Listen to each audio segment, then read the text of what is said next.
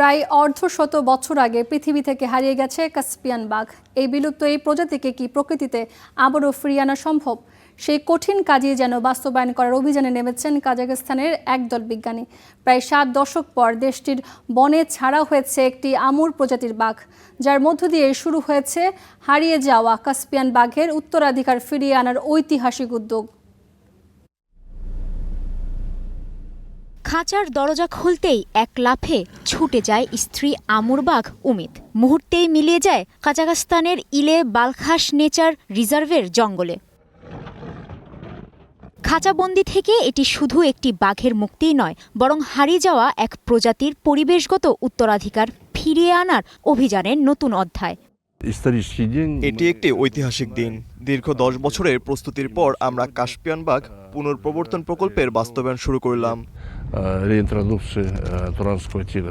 একসময় মধ্য এশিয়ার বনাঞ্চলে রাজত্ব করত কাস্পিয়ান বাঘ, কিন্তু নির্বিচারে এদের শিকার, বন উজাড় ও খাদ্য সংকটের কারণে 20 শতাব্দীর মাঝামাঝি সময়ে পৃথিবী থেকে বিলুপ্ত হয়ে যায় এই প্রজাতিটি।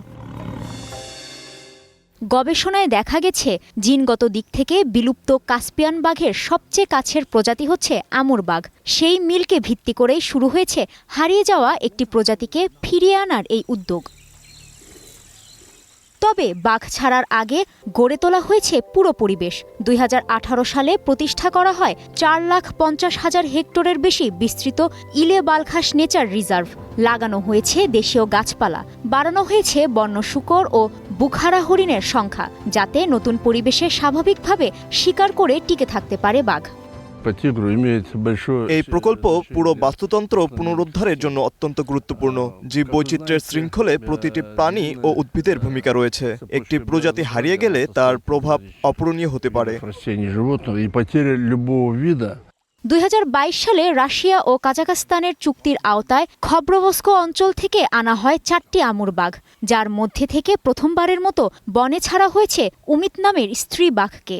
তার গলায় পরানো হয়েছে স্যাটেলাইট GPS কলার, যাতে সার্বক্ষণিক রাখা যায় নজরদারিতে।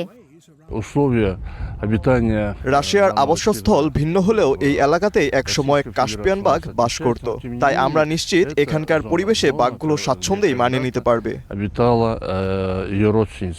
উমিতের আচরণ, শিকার করার সক্ষমতা এবং নতুন পরিবেশের সঙ্গে মানিয়ে নেবার ক্ষমতা পর্যবেক্ষণের পরই সিদ্ধান্ত নেওয়া হবে বাকি 3টি বাঘ কবে ছাড়া হবে। এই প্রকল্পের মেয়াদ 35 বছর। ইতোমধ্যে 10 বছর কাজ করেছি, সামনে আরো 25 বছর বাকি। আজকের এই অবমুক্তির ধারাবাহিকতায় পরবর্তী বাঘগুলো কবে ছাড়া সম্ভব তা জানা যাবে।